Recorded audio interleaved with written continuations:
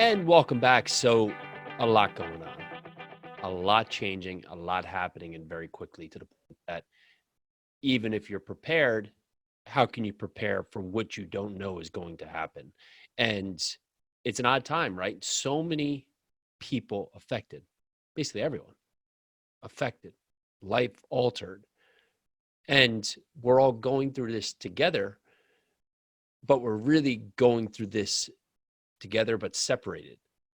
Just very odd, very unusual to have that happening, have that going through a process where everybody is together having to deal with this, but we're all having to deal with this separately.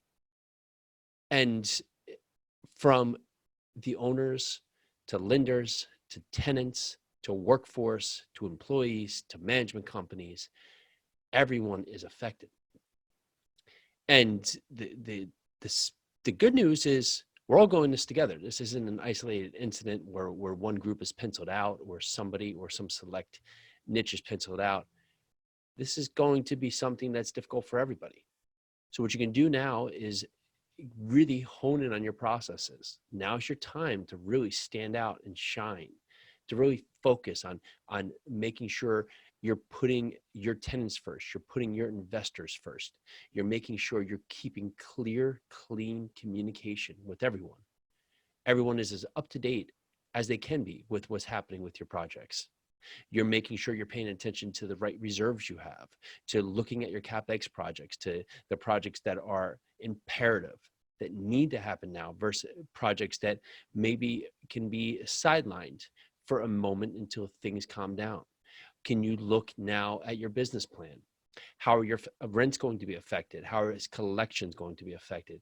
If your parallel on rent trajectory is looking to make rent increases for the next 3, 6, 9 months, do you curtail that with the anticipation that your tenants may be hurting?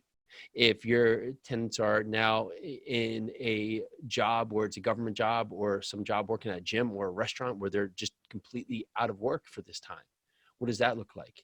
How can you work with them to make this a fluent process so they can survive, but you can keep your building moving and operating? What is the government assistance going to look like, that package coming across the board? How are lenders going to look at this when we see some operators starting to have a trouble making payments each month? So for you now, it's most important about looking at your cash flow, looking at your collections, looking at your reserves, looking at your capital expenditures, and what is the plan, what needs to be done, and what is crucial for your business.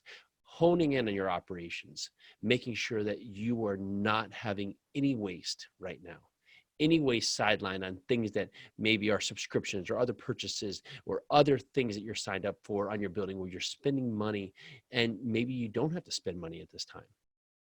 And sure, you maybe say that that's overreacting, but it's better to be prepared and not have to go that far than be down the pipe of having struggle because you had all these little expenses that crept up on you.